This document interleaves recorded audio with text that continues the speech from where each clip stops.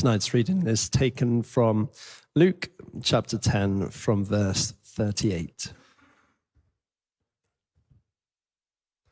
As Jesus and his disciples were on their way, he came to a village where a woman named Martha opened her home to him.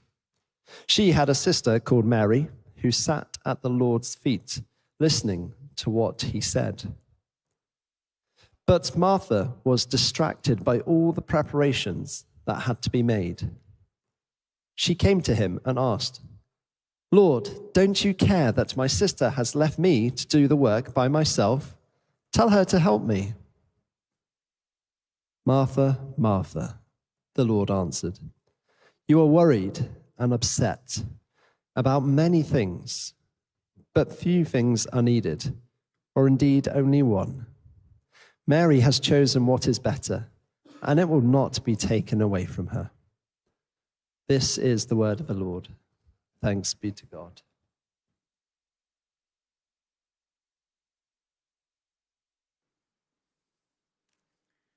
Good evening. My name's Peter. I am a member of the congregation here. Some of you may recognize me. I mainly come in the morning, but once a month I dare to come out in the dark to come and be the service coordinator for the evening service, which basically means I do a couple of the things behind the scenes. So this is a perfect sermon because it's all about serving. And please don't take the message from the Bible that actually you're not to serve. The opposite is true. This is a recruitment drive. You're all to come and help. Fourth week, I really need people to come and help me to serve teas and coffees and welcome and all. So sign up straight away. That's what I've got from the Bible reading. I don't know about you, but that's what Jesus spoke to me about. No, it's always a privilege to come and share. This is a bit weird for me. A couple of weeks ago, we had the Leicester Comedy Festival, and you get all these amazing international and national comedians who come, and they do these kind of sessions where it's a trial session. They try out their material before their kind of big tours, and the stuff that people laugh at, that's included in their big tours. The stuff that falls flat in its face, that's kind of cut out and edited. I did exactly the same sermon this morning, and there's a few people in the room who unfortunately were here this morning, and so the stuff that fell flat in its face, I've cut out. But the stuff that's absolutely killed it, that's the stuff that you guys... So you guys have comedy gold this evening. But yeah, it's a real privilege to come and share. I really love this passage. This passage reminds me of my brother. So there's about 18 months between me and my brother. How many people here have siblings? Oh, that's a good number. So hopefully you'll understand this. So there is one rule in my life, and it's that I'm not allowed to do fisticuffs with anybody else. Punching people is bad. I think we can all agree with that, except from siblings. That's the only exception.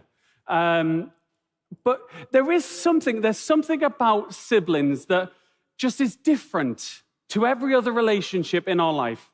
There is something about siblings where they are your worst enemy. They know exactly how to push your buttons, particularly when you live with them. They know exactly how to get you into trouble. I have two small kids. Tobias is 5 and Phoebe is 2. Phoebe will do anything that her brother tells her to do. I was in the kitchen the other day, and all of a sudden, all I heard was, "Phoebe, go and hit Daddy." The next minute, I get whacked behind the back of the leg with a Hoover. It is as painful as it sounds. And then Tobias, good as gold, I go and tell him off, and he's, "Why are you telling me off? I didn't hit you." "No, but you're the one who instigated it." Siblings have this beautiful, beautiful relationship where they are the best of it, but they also know how to get each other into trouble. And we also have this weird expectation on our siblings that actually they know exactly what we're thinking and they'll do everything our way. I have vowed never to go on holiday with my siblings ever again. For my 30th, I know I can't believe I look so young and youthful. But for my 30th, we all went on a family holiday to Ireland. And about day 3, it descended into absolute chaos. It was mayhem. My sister had fallen out with my brother because of my sister's dog. My brother was just all about himself, and he wanted to do what he wanted to do and what his family wanted to do. And woe betide us if we didn't fancy traveling for 3 hours just to go to a swimming pool. It was awful. But actually, at the same time, I am my brother's biggest defender. I can say things about him. I can say what an awful human being he is, but none of you can. If any of you say anything about my brother, I will be the first to defend him. But I love this passage because actually what we have here is we have what I see as a perfect, I can see the situation unfolding as it goes, as if it was me and my brother in this situation. So we have Martha. Martha has decided that Jesus is coming to town, this amazing preacher and teacher. He does miraculous things, and she wants to open up her house. She wants to roll out the red carpet. She wants to have him come in and to teach and to preach and to do miracles and to heal people. And she wants to be able to host that. She wants to be at the center of the action. Jesus needs a place to say when he comes to town. And Martha's the first one to put up her hand and say, you can come to my house. It'll be amazing. We'll do everything. I'll put little chocolates on your pillow. I'll make sure that, that everything's sorted out. My grandma used to have a set of cutlery and crockery, and it was called the Queen's dishes. I never got to use it. It was never rolled out for when the grandkids came out. I don't think I ever saw my grandma get it out the cupboard, although I'm sure she probably did. But I have no idea who she saw as that high up. But this is the situation. Martha's got the best out. She's making sure that all those dishes that have been sat in a cupboard for months and years, covered in dust, have all been taken out. She's got to hand wash them. She's got to go through that ritual. And it's mayhem in the house. She's got to sweep the floor. She's got to, I don't know when the last time was that you pulled out the sofa to dust behind the sofa. It used to be called a spring clean. These days, it's a biannual look, maybes. But we used to do those things. We used to pull things out and sweep behind. And these days, if you look behind the cupboards and the wardrobes, you're like, no, I can't see it. It's not a problem. But Martha was going to all this effort. And then we're introduced to Martha's sister, Mary. And we learn that Jesus comes and he sat down with his disciples. And what does Mary do? Martha's frantic in the kitchen, and Mary just comes and she just sits at the feet of Jesus. That's it. She wants to hear what Jesus has to say. She wants to receive the imparted. She wants to get the message.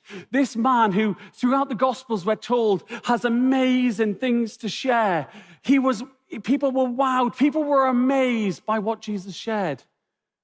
People wanted to be so near. We read in the story of the paralyzed man that the room was absolutely packed, that the only way to get into the room was through the roof. I don't know about you, but the last time I went to a church that was that packed, it was being used for a different gig. I think we've lost some of the excitement. We've lost something of what it means to actually sit at the feet of Jesus and just be wowed, just be amazed. And that's what Mary wanted to do. She wanted to be right on the front row. She wanted to hear everything that Jesus had to say to her. But what we've got is we've got Martha in the kitchen. She's cooking our finest meal. She's pulling out all the stops. She's making sure that the wine is on tap. She's making sure that the food's there. Nobody should ever want for anything when they come to the house of Martha. And as I say, this reminds me of siblings, because I can imagine if that was me in the kitchen, slaving away, doing the most amazing steak. I'm a batter man, not a kind of fisticuffs batter. Just to point that one out, I'm a northerner, but I don't do that kind of battery. Anything with pancake batter, I am king of. If you ever want the most amazing pancakes, come to my house. Yorkshire puddings, I've got them nailed. Except from gluten-free, it destroys my soul whenever I have to do a gluten-free Yorkshire pudding, because gluten-free flour is not real flour. And I can say that because my wife is celiac, and so I regularly have to make non-proper Yorkshire puddings because it just doesn't work. Anyways, enough of that grieving. I can imagine I'm in that situation where I'm cooking a toad in the hall, and all the families come out, and I want to make it the most amazing meal that could possibly ever be made. And what I've got in the next door room is my brother just sat there watching the TV, catching up on the news of the day. Or maybe he's playing a brand new Xbox game that's just come out. He's so engrossed in whatever's going on. Or maybe he's, I don't know, playing with the kids or whatever. I know for me, I'd be stood in the kitchen. Oh, who does he think he is? Why should I be making food for him? Or if we've got guests coming up, I've got all these things to do, and he's just sat on his backside doing nothing. I can imagine Martha chundering to herself, getting more and more frustrated. She's got this amazing guest that she wants to make sure feels the most welcome, that everybody knows that her house is the place to be. But that requires effort. It requires energy. It requires this opportunity to really focus on the nitty-gritty, all the details that are going on. And yet we've just got a sibling in the next room, not even bothered about it. We read, it says that Martha was distracted by all the preparations that had to be made. I don't like this translation. I don't want to change too much of the Bible, but the original Greek doesn't really translate properly whenever people translate into distraction. It's a word which is perispeo, and it appears 4 times in the Old Testament translation into Greek called the Septuagint. And these 4 occasions, I think, sum it up nicely, that actually distraction is not really what Martha is feeling. So the first one that we have is 2 Samuel 6, verse 6, and it says that Uzziah took hold of the ark. Now, don't want to get in the backstory of this story, but basically this story gets down to the fact that this guy, Uzziah, basically takes the burden. He takes the weight of the ark. And this thing was a solid wooden and gold box. It wasn't a light thing. And Uzziah steps out and he takes the burden of this heavy box. The other places that it's mentioned is in Ecclesiastes. Ecclesiastes is an amazing book. If you ever wonder about whoever writes books and they're a bit dour, they're a bit down on life, they see life as, a glass half empty kind of thing. That's the book of Ecclesiastes. Basically, everything is the worst thing in the world. Oh, my word. It takes about 10 chapters to actually see the benefits. But it's all doom and gloom. And it appears, this word, perispeo, appears 3 times. The first one is Ecclesiastes 1, verse 13, where it says, God has given us labor in order to give us burden, in order to weigh us down with burden.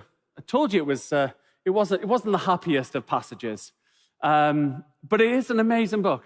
So we got this heavy burden. The next time it appears is Ecclesiastes 3:10, and it says, I have seen the burden. Again, this heaviness, this loading that people have. And then finally, in Ecclesiastes 5:20, it talks about how God keeps people busy and occupied.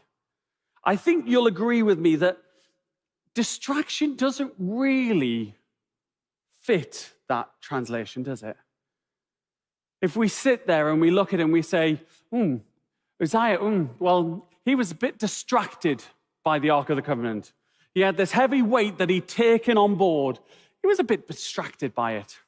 And this whole term of, God distracts people with the labors of life. Actually, this word is more, it's a heavy burden. It's a responsibility. I don't know about you, but I often feel senses of responsibility and burden in my life. Being married with kids brings certain elements of responsibility, brings certain elements of burden. I can't just go out for a movie night. For some reason, I have to go home and look after the kids. It's, but again, you go to work and all of a sudden your boss might turn around to you and say, you're doing this project. I also need you to take on this, and I need you to take on that, and I need, by the way, Jim's out, and so you also need to pick on his work. And next week, we've got this coming up. There's an audit coming up at work, and you also need to take that on and make sure that we're ready for that. Or it might be at home. It might be the burdens of home life, where actually you're looking at life outside of work, and you're like, actually, my mum's not very well at the moment in time, and somebody has to look after her.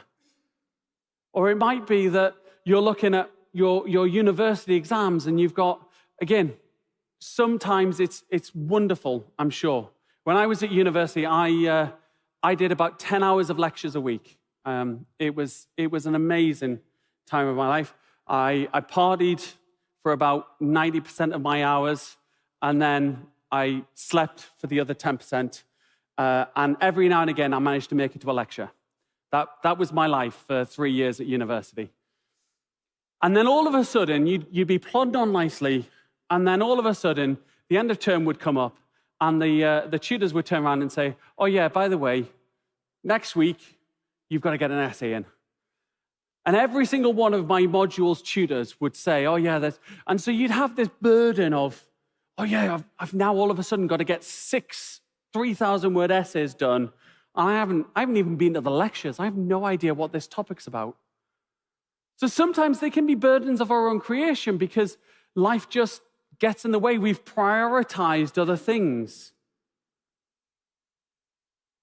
It's like taking on all these bags as you go through your day. I need to take up that bag. I need to take up that bag. And I don't know about you, but there sometimes is a physicalness about this, where all of a sudden you just feel like life is too crowded. Everything just seems to be getting on top of you. You can't really, they say you can't see the trees for the woods. You can't really make things out because everything is just urgent. It's all just now. It has to be done now. It has to be done 2 weeks ago. And you take all of these burdens. And this is what Martha felt. She'd invited Jesus to come and to use her house, but she'd got distracted by all of the burdens that came with that. And she gets annoyed because she is getting so bogged down with the details, and her sister's just sat there. In her mind, her sister's just having a lovely time. Probably sees her as a bit lazy. Oh, look at her. She doesn't know what real work is. She hasn't done a real day's work in her life. She's just sat there doing nothing. Now, I'm sure Mary was busy before Jesus came. She probably helped to dust the house and clean it out. She probably made sure that all of the food was in, ready and prepped. And I'm sure after Jesus finished talking, she probably went back and helped to serve the food, helped to serve the drink, make sure that people knew where they were going to for a good night's sleep, or that they were okay getting home. I'm sure she still did things. But Mary had taken a choice. She was busy before, I'm sure. She was busy afterwards. But this was her only chance for a front row seat to listen to Jesus. So after festering in the kitchen, not wanting to make a scene, Martha decides eventually she's got to do something. She probably tried to do that thing that you do with your siblings, where you try to catch their eye, and you have like this silent little argument because you don't want other people to know that you're arguing. Come on, get in the kitchen now. Stop being lazy. Get here. Go. So Martha decides she needs to do the nuclear option. This is the final choice. She's going to get Jesus involved. If Jesus says it, it's going to mean something. I love this line that Martha starts with. Jesus, Lord, don't you care? Wow. Creator of the universe, God incarnate, this amazing preacher and teacher who goes around healing people, listening to people, touching people who have been outcast. And Martha accuses him, ever so politely, of not caring. Don't you care? Of course he cares. He cares about each and every single one of us. And if that's the lie that you're holding on to, that Jesus doesn't care, then now's the time to hear the truth. Jesus cares about each and every single one of you. I don't know who said it, but there was somebody who once said, even if you were the only person in the entirety of creation, Jesus would have still chosen to leave heaven, to come and to be born on earth, and to die on a cross for you. We can look at it and we can say, yeah, of course Jesus cares about that person. Of course Jesus cares about Elaine. She's given up her life to serve Jesus. She's this holy person who gave up employment, and every single minute of her day is focused on Jesus. Of course Jesus loves Elaine, but Jesus can't love me. Oh yeah, Jesus can love that person because that person has, given X amount of pounds to the church, or they're always giving to charity. They're always giving that little bit extra to the food bank. Of course Jesus loves them. Can't love me. If only he knew what I'd done. If only he knew my inner thoughts. If only he knew what goes on inside my mind when everybody else is gone. If only he knew. Jesus knows, he loves, and he cares for you.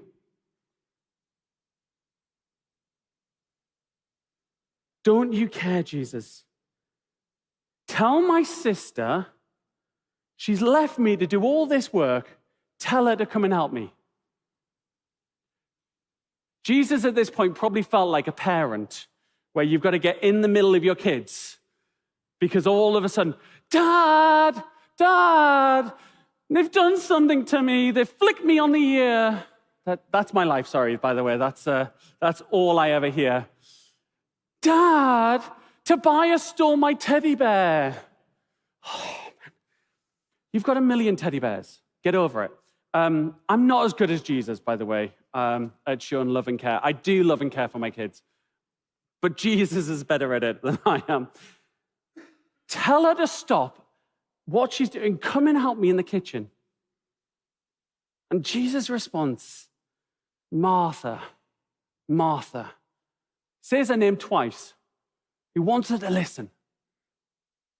She's so in her head. She's so frustrated with Mary. Jesus wants to get her attention. Martha. Give her a bit of slap around the face. Focus on me. What I'm going to say to you is important. You're worried and upset about many things. She's got a house full of people. She needs to make sure they're fed. She needs to make sure they're watered. She needs to make sure that the toilet is regularly cleaned. I don't know, but she's got all these things to worry about. You're worried about so many things. There's only one thing you need to worry about. And here's the real kicker. Your sister, she's chosen what's better. I hate it when people compare me to my brother, especially when he's done something right and I've done something wrong, or the perception of something right and something wrong. Oh, why can't you be more like Tim? You know, he's this amazing pastor of a church in Canada, la-di-da-di-da, you know, moved his family halfway around the world, and you're just stuck as an electrician in Leicester. Okay, sorry, Dad. I've got a lot of healing to go through, I think. This is very cathartic for me. I'm just going to say that. But actually, there is this thing where Jesus is saying, you've taken too much on. Yes, there's things to be done in the house. Yes, when we come to church, there are always things to be done. The church is always looking for people to help out. There's always ways that because we're a family, because we're a body, we need to serve each other. There's worship bands that need to be organized and sorted out. There's PowerPoints and sound desks that always seem to go wrong that need Srini to come into the rescue. There's Facebooks and PowerPoints, and there's visits to be made. There's people who come to the church day in, day out looking for somebody to comfort them, somebody to look after them. There's people who come in need of food. There's people who come in need of human contact and connection. And on a Sunday morning, on a Sunday evening, there's the communion that needs to be served and set up. There's making sure that the chairs are set out.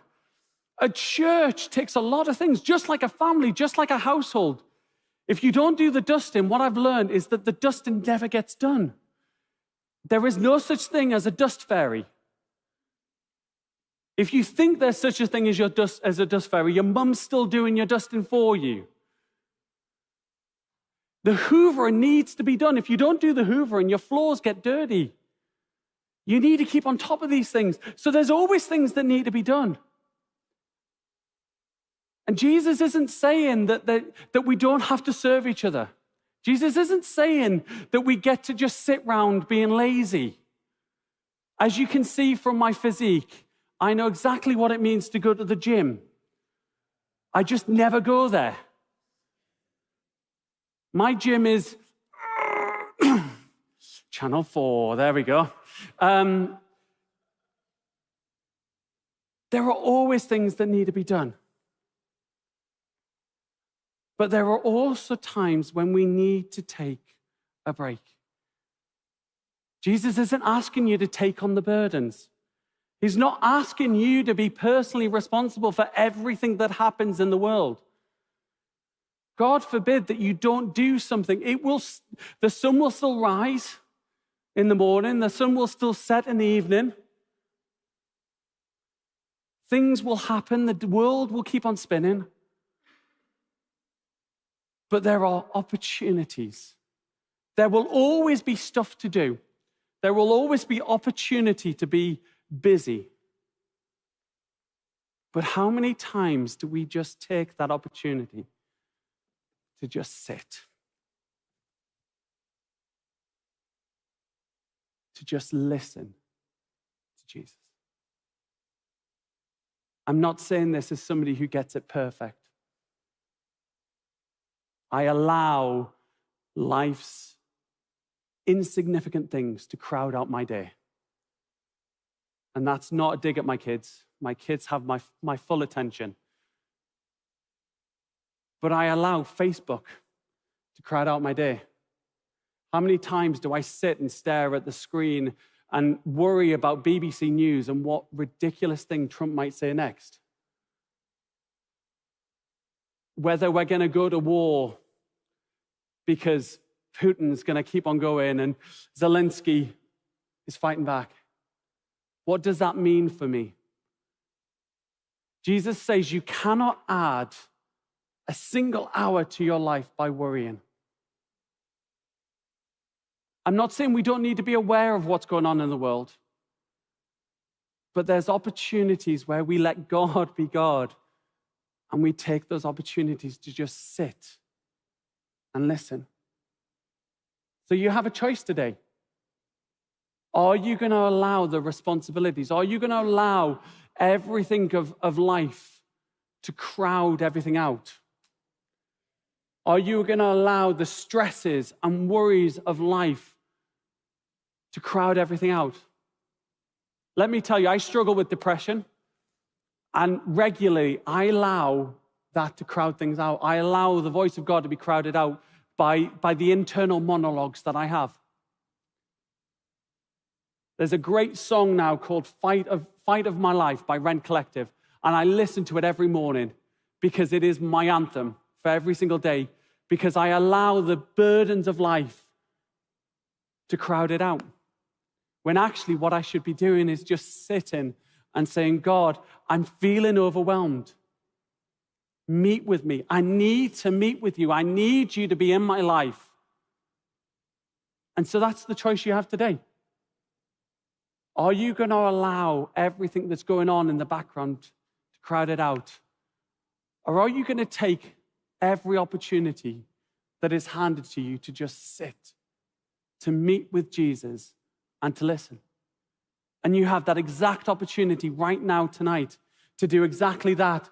Are you going to let the things of the world to crowd it out? Or are you going to take this opportunity to sit and to listen to Jesus? Thank you.